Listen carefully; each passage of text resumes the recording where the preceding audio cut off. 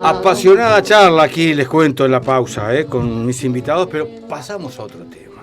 Catalejo Educación, esta mañana aquí en la 1410, esta mañana aquí en La Rueda. Los buenos días, la bienvenida a quien integra el Consejo de Formación en la Educación, la profesora Rosana Cortazo. ¿Cómo le va?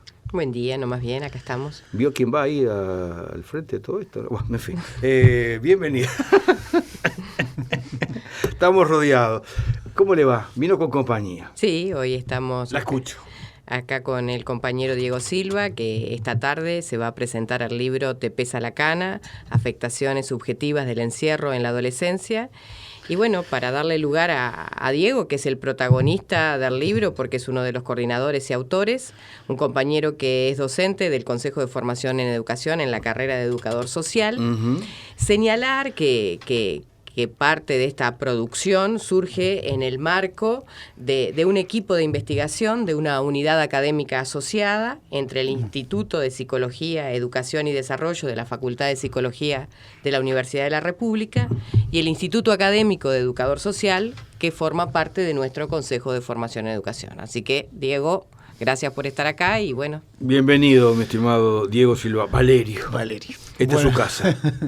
Bueno, buenos días y muchas gracias por la invitación. Es un placer de estar acá y poder compartir algunas reflexiones, algunas ideas sobre este trabajo de investigación y sobre esta publicación en concreto. Capaz que destacar una cuestión previa, ¿no? ¿Cómo no? Cómo en el marco del Consejo de Formación en Educación y en este proceso de transición en el que estamos de construcción de una institución universitaria, el tema del desarrollo de la función de investigación es central para la formación de todos los educadores. En ese sentido, bueno, como planteaba Rosana, tenemos una unidad académica asociada con Instituto de Educación de Facultad de Psicología hace 4 años, donde ahí desplegamos distintos proyectos. Uno de ellos que tiene un espacio semanal todos los martes donde reúne docentes de la facultad y docentes del Consejo de Formación y estudiantes de ambas carreras, y desarrollamos distintas iniciativas, que es como un buen espacio para la formación de los estudiantes de nuestra carrera. Eso en primer lugar.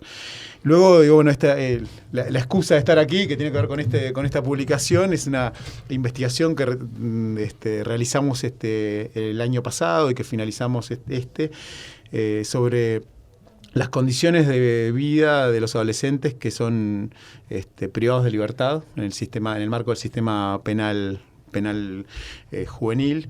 Es una investigación que se realizó con el apoyo de UNICEF, porque una parte de este trabajo, un capítulo de este libro que es estadístico y que se realizó a partir de una encuesta que recogía a partir de las voces de los adolescentes cuáles son las condiciones de vida en el encierro. Esa parte del informe alimentó una investigación a nivel de Manfred Novak, que está haciendo un estudio sobre la violencia contra los niños y los adolescentes a nivel global. Entonces, este trabajo, en primer lugar, alimentó eso. Y en realidad, digamos, por las opciones teóricas que hacemos, no nos queríamos quedar solamente con un estudio cuantitativo, sino también con un estudio en profundidad cualitativo sobre los procesos de subjetivación, es decir, bueno, cuáles son los impactos en la subjetividad de los adolescentes que el encierro produce. Y bueno, y ese es un poco el tema de esta investigación. Y no sé si quieren que comparta por favor. Los resultados, algunas de las conclusiones. Estaría bueno. Esto se presenta hoy. Sí. En realidad se presenta esta mañana. Estamos presentando otro libro, presentamos uno de historia, otro del pasado reciente. Mañana presentamos otro de poesía que se presenta a la noche. En realidad son presentaciones, las otras laterales. La presentación formal es aquí esta mañana en Amariando, por lo tanto, con mucho gusto escuchamos tus insumos. Perfecto. A ver, en primer lugar, una de las cuestiones que hay que reconocer es cuál es el estado de situación, digamos, de la institucionalidad y cómo socialmente damos una respuesta institucional a los adolescentes que transgreden las normas penales, ¿no? Si uno va al a los mandatos normativos. Esto, digamos, hace pocos días se cumplieron los 30 años de la Convención sobre los Derechos del Niño. Hay ahí un mandato que tiene que ver con que las medidas que se aplican deben tener un carácter socioeducativo. Así lo establece la ley. ¿Por qué? Porque, bueno, se trata de adolescentes, se trata de personas que están en proceso de desarrollo y las respuestas no debieran ser sancionatorias o de castigo o de sufrimiento, sino de generar ciertas condiciones de aprendizaje para, bueno, su participación social cuando recobren la libertad. Ese, digamos, sería como un esquema general de los mandatos de estos sistemas.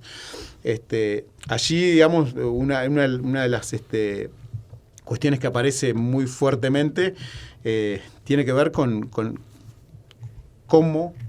el régimen de vida, ¿no? Y ahí nosotros, una de las cuestiones que más nos preocupó es el régimen de violencia institucional y el régimen de encierro, ¿no? O sea, 8 de cada 10 adolescentes que están privados de libertad pasan más de 20 horas diarias dentro de una celda, ¿no? Esto, digamos, tiene una repercusión muy significativa, ¿no? Pensemos en todos que vivimos la adolescencia, la energía, la potencia, la pujanza de un joven, y bueno, cómo se instala un tipo de vínculo allí donde el encierro es lo que domina la escena. Eso, digamos, este indicador de la cantidad de horas de vida en celda es un indicador muy potente y muy fuerte y muy evidente de la violencia institucional, como lo es el número alto de intentos de autoeliminación y de lesiones, autolesiones que se provocan los adolescentes a partir de los cortes y demás, ¿no? Entonces ahí vemos un punto muy trágico y muy fuerte de la práctica institucional. Otro aspecto que es relevante y que hace al vínculo con el mundo adulto, ¿no? Es la desconfianza que los adolescentes expresan sobre sus vínculos con los adultos, ¿no? Allí 8 de cada 10 adolescentes dice que ahí adentro no se puede confiar en nadie. Y 9 de cada 10 dicen que cuando hay un problema no recurren a un adulto, ¿no? Y un número importante señala que cuando hay un problema, la forma de resolverlo es a través de defenderse, de pelear con otros, de tratar de preservar ciertas condiciones.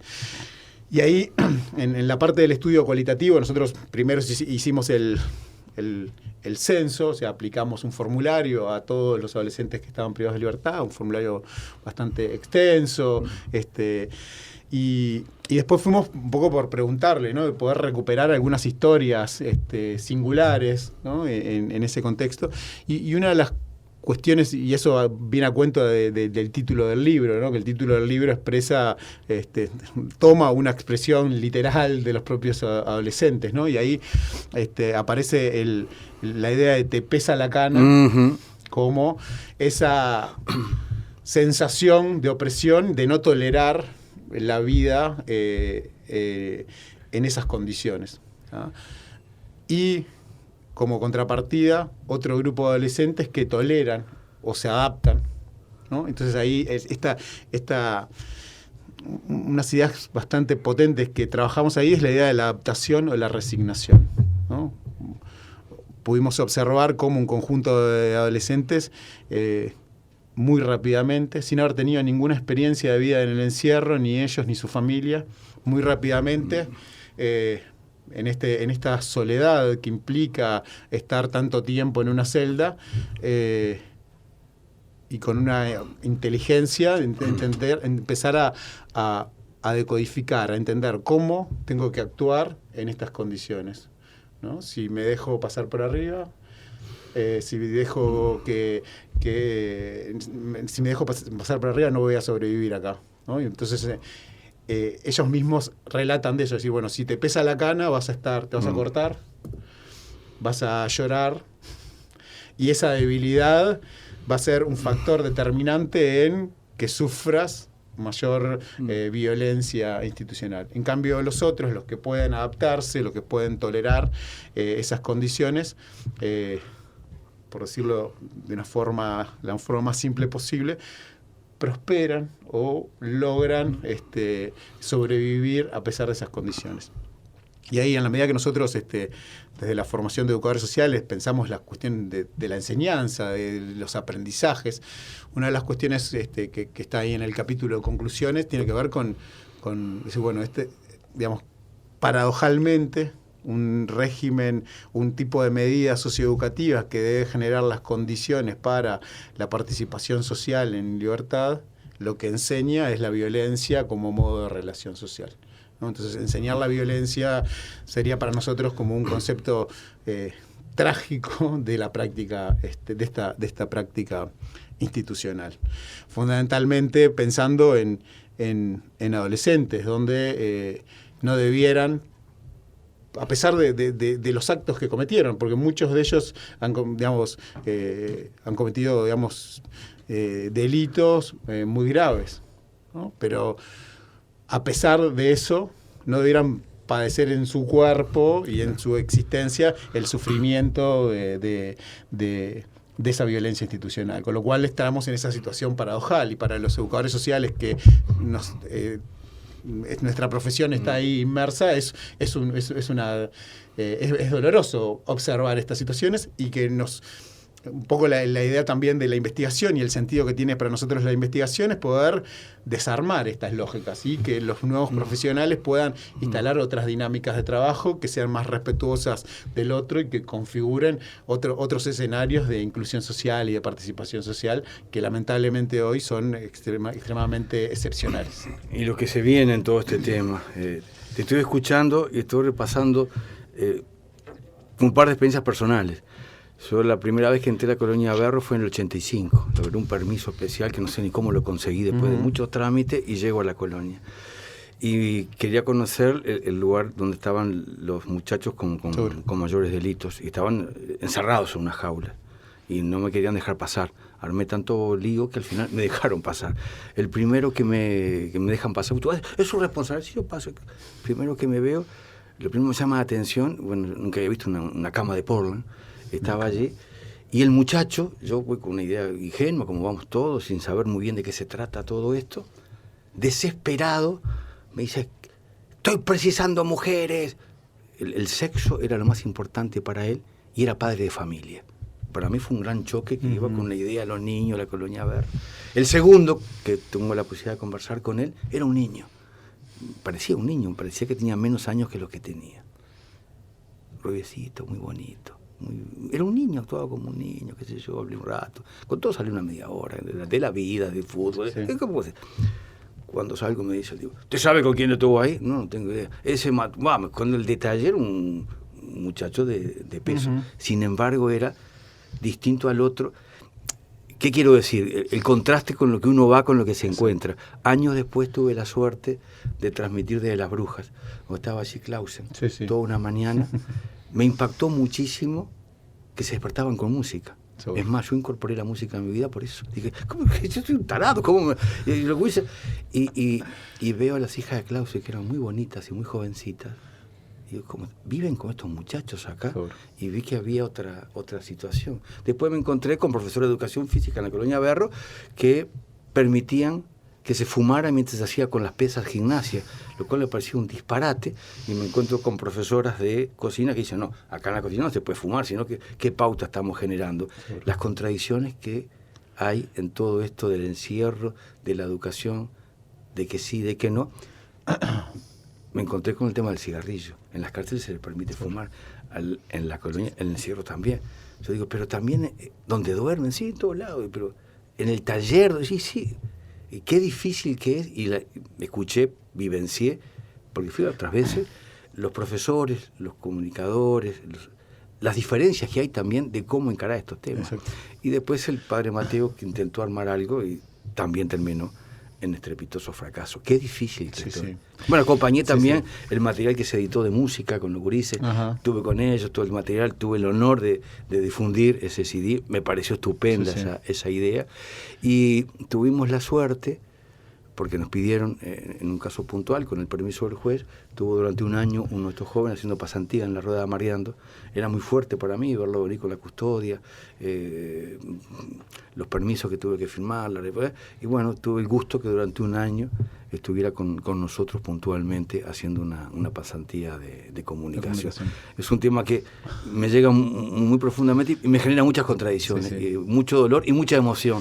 Y saber que hay un libro de gente preocupada por estos temas me alegra mucho. Bueno.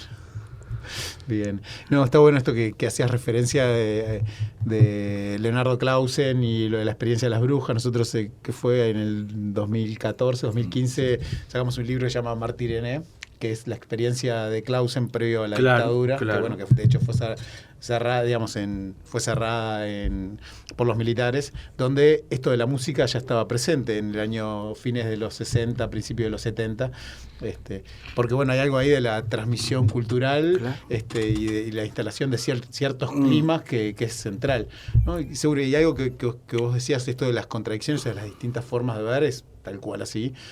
Y muchas veces pensamos como que hay necesidad de mucha experticia, mucha ciencia ahí, y en realidad, ¿no? Y se arman programas más conductuales y demás, cuando en realidad estamos tratando con adolescentes, ¿no? Y me parece que hay algo ahí de la concepción del otro, si lo que lo define al otro es el hecho delictivo o es mucho más que eso, ¿no? Me parece que ahí hay un punto central para cómo intervenimos. ¿A qué hora es la presentación? ¿Dónde es? ¿Quién puede participar? ¿Qué pasa con este material? A ver, por favor, profesor. 19 horas, Facultad de Psicología, ahí en el Salón de Actos. Uh-huh.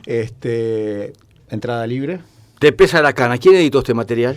Este material, digamos, se editó con apoyo del Consejo de Formación, Bien. de UNICEF y de la Facultad de Psicología. Es de distribución gratuita, va a haber una versión impresa y después una versión digital para que pueda circular, así que están todos invitados. Un gusto. Gracias por haber venido. Gracias a usted. Y mi estimada Rosana, cierra usted con una última reflexión. Por favor, con el profesor nos ponemos como alumnos suyos y nos ponemos en silencio. Bueno, en realidad una referencia a una cita que abre el inicio del libro de Agamben, la cita es de Agamben, en donde señala que el umbral entre lo humano y lo inhumano tiene una fina línea divisoria que da lugar en el testimonio de los adolescentes. Entonces, de las personas, en este caso de los adolescentes, ese umbral entre lo humano e inhumano, el testimonio lo permite ver un poco. Entonces, a mí esa frase, esa referencia que tiene el libro de Agamben me hizo pensar mucho de lo que viene después en el contenido del libro, así que me parece interesante compartirla. En una semana, en otro miércoles, nos encontramos con otro catalejo. En 15 días. En 15 días, perdón, claro, 15 días. Ya me anticipé. Son 15 días que viene el catalejo de educación. Mi estimada Rosana Cortazo, gracias. Bueno, nos vemos en 15 días. Y espero, mis amigas, mis amigos, haya sido para ustedes, como ha sido para mí, más que útil y reconfortante esta conversación.